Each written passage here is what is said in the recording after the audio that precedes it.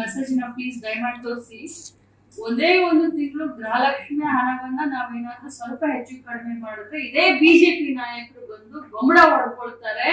ಇಡೀ ರಾಜ್ಯದಲ್ಲಿ ಟಾಮ್ ಹಾಕ್ತಾರೆ. ಗ್ಯಾರಂಟಿಯಿಂದ ದುಡ್ಡು ಬರ್ತಾ ಇಲ್ಲ, ಗೃಹಲಕ್ಷ್ಮಿ ಯಾವಾಗ ಕೊಡ್ತೀರಾ, ಲಕ್ಷ್ಮಿ ಅಕ್ಕ ಎಲ್ಲಿದ್ದೀರಾ ಅಂತ ನನ್ಗೆ ಕೇಳ್ತಾರೆ.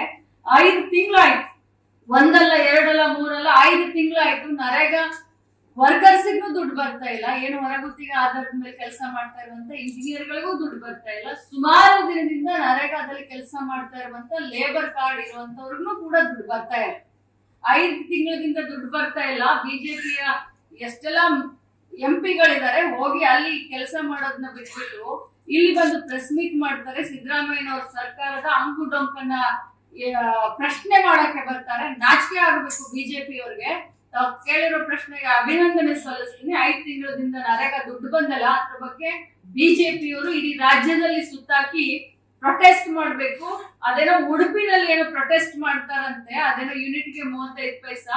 ಬಟ್ ಜನ ಕೈಗೆ ದುಡಿಮೆ ಸಿಗಬೇಕು ಅಂತ ನರೇಗಾ ಯೋಜನೆ ತಂದಿದೀವಿ, ಅದರದ್ದು 5 ತಿಂಗಳಿಂದ ದುಡ್ಡು ಬಿಡುಗಡೆ ಆಗಿಲ್ಲ. ಮೊದಲು ಅದರ ವಿರುದ್ಧ ಪ್ರೊಟೆಸ್ಟ್ ಮಾಡಿ ಅಂತ ಬಿಜೆಪಿ ಅವರಿಗೆ ಕರೆ ಕೊಡ್ತೀವಿ.